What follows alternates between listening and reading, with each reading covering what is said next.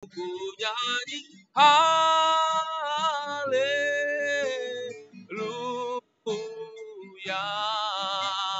Bapa ku cintakan, Bapa ku cintakan. Pada pagi hari ini kita akan dengarkan firman Tuhan, yaitu temanya cara Tuhan mengubah karakter manusia. Kita baca dalam Amsal pasal 27 ayat 17. Firman Tuhan ini mengatakan, besi menajamkan besi, orang menajamkan sesamanya. Jadi Tuhan menajamkan kita dengan sesama kita. Untuk namanya menajamkan besi, butuh namanya batu asah yang terbuat dari benih besi. Jadi ketika besi itu ditajamkan, atau mungkin kita punya parang ingin ditajamkan, tentu harus pakai batu asah yang terbuat dari benih besi. Ketika kita gesek batu asah itu, ketika dia sudah mulai bisa tajam, pisau itu, parang itu udah bisa digunakan. Udah bisa digunakan. Jadi kita pun kalau ingin dipakai Tuhan, kita harus siap ditajamkan oleh Tuhan. Ditajamkan dengan apa? Dengan sesama. Hidup kita akan ditajamkan dengan sesama. Jadi semakin kita dekat dengan Tuhan, semakin kita cinta akan Tuhan, semakin kita ingin berubah ikut Tuhan, akan banyak tantangan, rintangan yang harus kita lalui. Salah satu contohnya ialah, yaitu ketika kita semakin dekat dengan Tuhan, Tuhan akan kirimkan orang-orang yang akan menguji iman kita, supaya kita itu mengalami yang namanya perubahan karakter. Contoh, kalau kita gampang sakit hati, kalau kita gampang menyimpan kebencian, Tuhan akan kirimkan orang-orang yang menyakiti hati kita, supaya kita itu tidak lagi sakit hati. Kalau kita gampang tersinggung, Tuhan akan kirimkan orang-orang yang menyinggung perasaan kita, supaya kita jangan lagi gampang tersinggung. Makanya kita ambil segi positifnya, ketika nanti semakin dekat dengan Tuhan, ternyata orang-orang seperti ini masih datang menyinggung perasaan kita. Tujuannya apa? Supaya kita menjadi orang yang tidak gampang tersinggung. Menjadi orang yang gampang menguasai hati, menguasai perasaan kita. Jadi ketika Tuhan kirimkan orang seperti ini, berarti Tuhan ingin semakin hari rohani kita semakin meningkat. Jadi kita harus mengerti bahwa anak sekolah saja pun tidak akan bisa lulus kalau tidak melewati yang namanya proses ujian. Harus ujian dulu, baru lulus, naik kelas. Ya kita pun seperti itu. Kalau kita ingin meningkat dalam hal kerohanian, Tuhan akan kirimkan orang-orang untuk menguji iman kita. Apakah kita ini masih gampang tersinggung atau tidak? Gampang sakit hati atau tidak? Ya Tuhan kirimkan orang-orang seperti ini. Begitu juga kalau kita orangnya suka mabuk dan judi, akan Tuhan kirimkan juga orang-orang yang mengajak kita untuk mabuk, mengajak kita untuk berjudi. Apakah kita bisa lepas dari itu atau tidak? Kalau bisa lepas, berarti kita udah lulus. Udah lulus. Kalau belum, berarti gagal. Kalau kita orangnya cinta akan uang, akan Tuhan kirimkan orang-orang yang akan menggoda kita agar kita selalu terlibat yang namanya uang-uang haram. Makanya akan ada kawan-kawan kita mengajak tawaran-tawaran yang namanya uang-uang haram. Bisa nggak kita tolak itu? Ketika kita diajak untuk jual narkoba, itu uang haram. Baru mengambil uang korupsi, itu uang haram. Jadi ketika baru membunga-bungakan uang, rentenir, uang haram. Kalau kita melibatkan diri ke situ, berarti kita masih belum lepas yang namanya cinta akan uang. Cinta akan uang. Makanya firman Tuhan inginkan kita, kenapa Tuhan kirimkan orang-orang seperti ini, menggoda iman kita, tujuan Tuhan baik, supaya kita ini ada perubahan hidup. Masa ikut Tuhan gak ada perubahan? Dan biasanya ujian itu berlaku bagi orang yang cinta akan Tuhan. Kalau nggak cinta akan Tuhan, nggak perlu digoda-goda. Memang udah itu dunianya. Amin. Untuk apa menggoda-goda orang-orang yang suka berjudi? Nggak pun digoda, memang dia ingin berjudi. Untuk apa menggoda-goda orang yang ingin selingkuh? Memang dia memang pelakunya. Untuk apa? Untuk menggoda-goda orang yang cinta akan uang. Nggak pun ditawarkan, memang itu yang dia cari gitu loh. Apa katanya?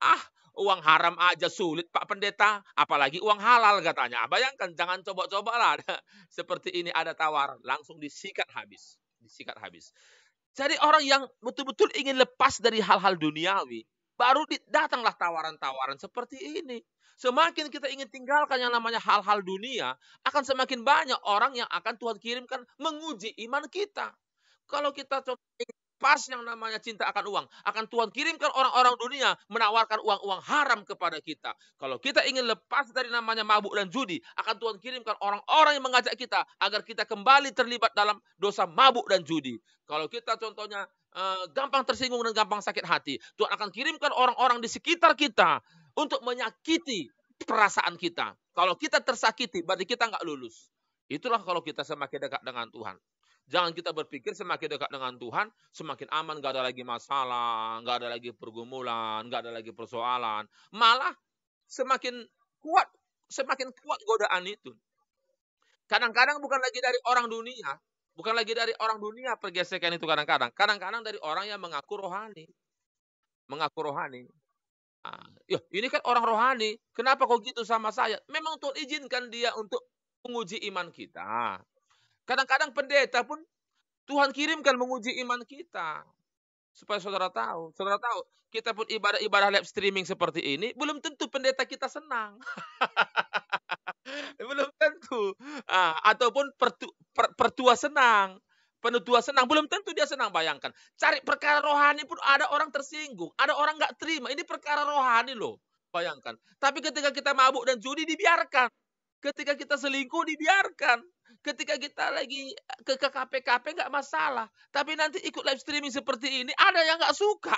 Kan lucu, bayangkan itu. Itulah iblis tadi. Kita mencari perkara rohani, malah ada yang nggak suka.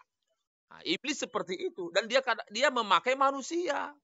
Dan Tuhan izinkan itu terjadi untuk menguji kesetiaan kita. Apakah kita tetap maju atau mundur, begitu loh. Kalau kita mundur, gagal kita menerima lawatan Tuhan. Gagal kita untuk dipulihkan oleh Tuhan. Jangan takut sama manusia, sama siapapun, apapun jabatannya. Pendeta pun jabatannya, jangan takut. Karena dia manusia dan bisa salah. Tapi kalau Tuhan nggak akan pernah salah. Dan firman-Nya tak akan pernah berubah. Kalau kita hidup dalam firman Tuhan, Tuhan pasti bela kita.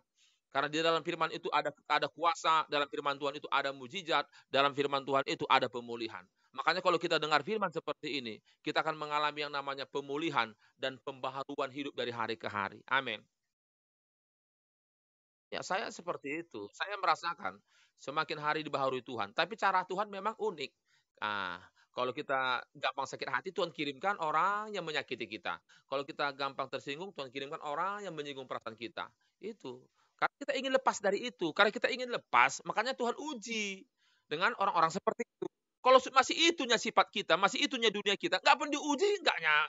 Udah memang kita memang orangnya nggak benar, ngapain lagi diuji? Orang yang rindu berubah ini yang diuji.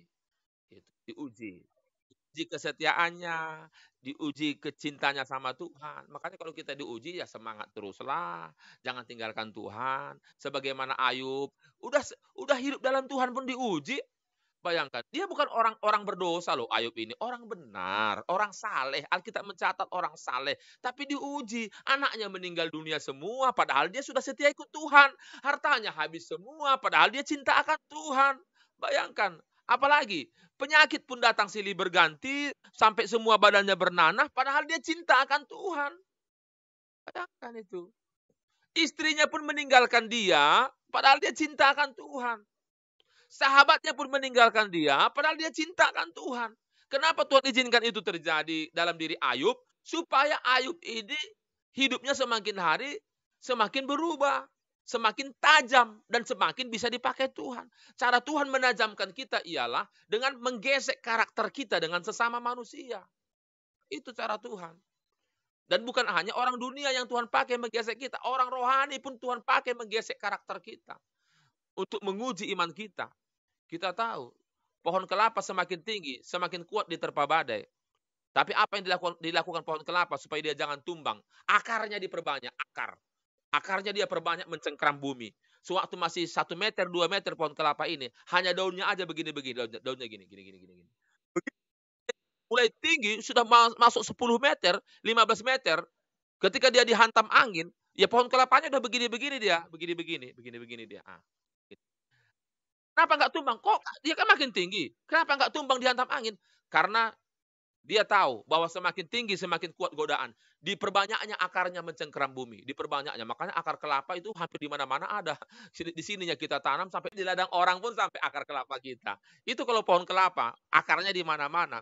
Supaya dia bertahan ketika datang badai. Jadi kita pun seperti itu. Supaya kita kuat ketika diterpa badai, kita harus perbanyak hidup kita di dalam firman. Kita harus lebih paham kebenaran firman Tuhan. Kita harus mengerti kedalaman firman. Makanya dalam gereja itu yang perlu dikorbankan firman. Bukan dongeng-dongeng. Banyak di gereja dikorbankan dongeng. Bayangkan, ada sebuah cerita burung cak-cakan, burung inilah, cerita celana panjang, celana pendek lah, cerita kerbau dan apalah, kerbau dan ular lah. Aduh, bayangkan dongeng dimasukkan. Baru dibikinlah ayat Alkitab pendukungnya. Nggak bisa.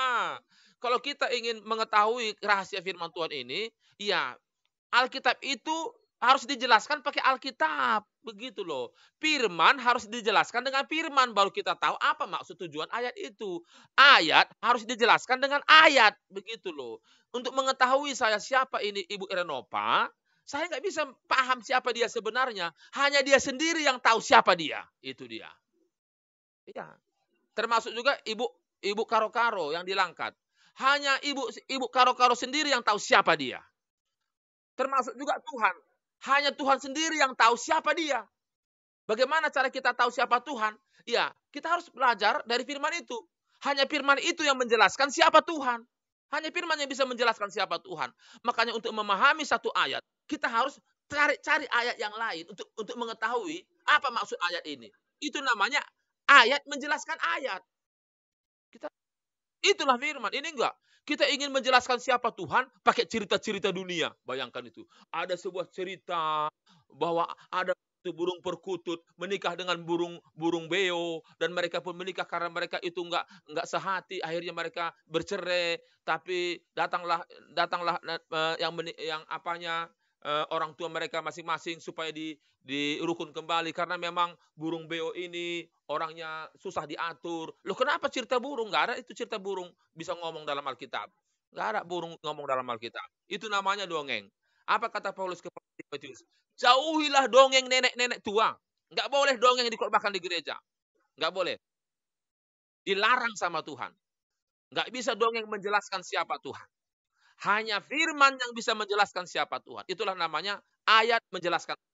Kalau kita ingin memahami ayat yang ini, harus dijelaskan pakai ayat yang lain. Itulah baru namanya kita dikuatkan iman kita.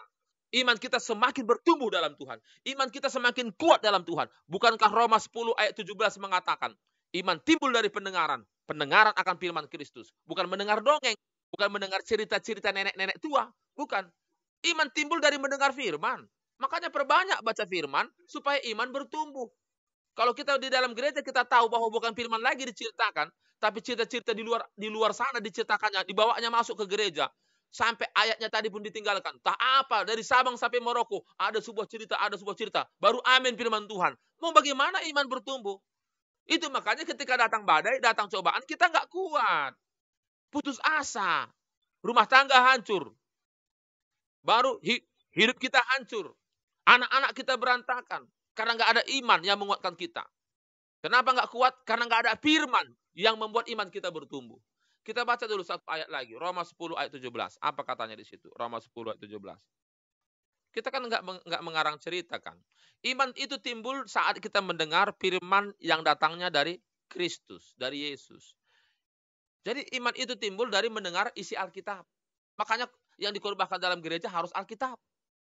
Harus isi Alkitab. Supaya iman jemaat bertumbuh dan semakin yakin dia bahwa Tuhan tolong hidupnya, Tuhan pulihkan hidupnya, dan dia yakin karena dia sudah dengar firman, mujizat pasti terjadi dalam hidupnya. Amin. Makanya tetap semangat ikut Tuhan. Jangan mundur, jangan putus asa. Walaupun kita semakin dekat dengan Tuhan, semakin banyak godaan. Semakin dekat sama Tuhan, makin banyak yang namanya cara-cara iblis ingin melemahkan iman kita. Tetaplah semangat. Jangan putus asa. Jangan dengarkan apa kata orang. Yang penting kalau kita masih namanya cari Tuhan, masih cari perkara rohani, ada orang gak suka sama kita, udah biarkan saja. Masa cari Tuhan perkara rohani, ada orang protes-protes, ada orang gak suka. Nah, nanti kita selingkuh, diam diam aja mereka. Apa maksudnya itu? Apa maksudnya itu? Berjudi kita diam aja mereka. Apa maksudnya itu? Baru nanti kita mabuk, nanti kita diam aja mereka. Kita cari Tuhan kok langsung ada yang nggak suka. Nggak bisa seperti itu. Semangat terus di dalam Tuhan. Semangat terus di dalam Tuhan. Sampai kita meraih yang namanya janji-janji Tuhan. Kita memang akan terus diuji sama Tuhan. Karena tidak ada ceritanya anak sekolah naik kelas tanpa diuji. Harus diuji dulu baru naik kelas. Pernah nggak dengar anak sekolah naik kelas nggak ujian? Ya harus ujian, ujian. Makanya kalau kita ingin iman kita meningkat, diuji kita. Bukan orang dunia aja yang menguji kita. Orang rohani pun Tuhan pakai menguji kita, orang rohani. Apakah kita tetap cinta Tuhan atau tidak? Apakah semakin lemah ikut Tuhan atau semangat? Kalau kita semakin semangat, berarti kita lulus ujian. Kalau lulus ujian, berhak untuk menerima yang namanya pertolongan Tuhan, mujizat Tuhan, kuasa Tuhan akan nyata dalam hidup kita. Kalau tadi kita sakit, sakit kita akan disembuhkan. Kalau kita putus asa kita akan Tuhan hiburkan. Kalau kita saat ini dalam beban berat kita pun akan diangkat sama Tuhan. Terjadi mujizat. Kalau kita tetap setia ya, ketika diuji sama Tuhan. Amin. Oke, kita harus mengerti bahwa besi harus ditajamkan dengan besi. Tapi manusia harus ditajamkan dengan sesamanya. Namanya sesama manusia banyak macam-macamnya. Ada dari dunia orang rohani, ada yang berasal dari orang-orang dunia. Kalau orang-orang dunia menguji kita, mungkin sebagian masih kuat. Tapi kalau orang rohani menguji kita, kadang-kadang orang kecewa. Kenapalah si anu ini, si tua si anu ini lemahkan aku.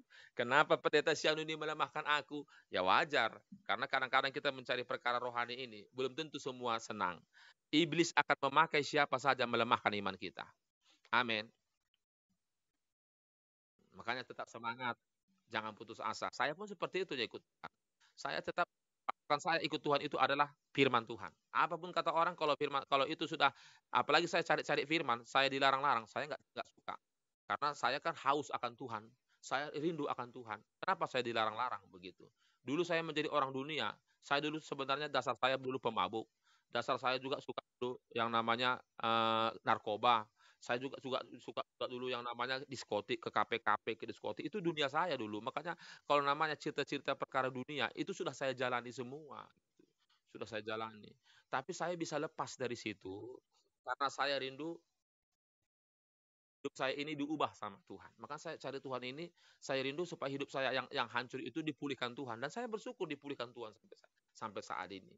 Jadi jangan kita pertahankan sesuatu yang tidak baik dalam hidup kita. Lepaskan satu persatu. Supaya kita merasakan ada damai, ada sukacita, ada kebahagiaan dalam mengikut Tuhan. Amin.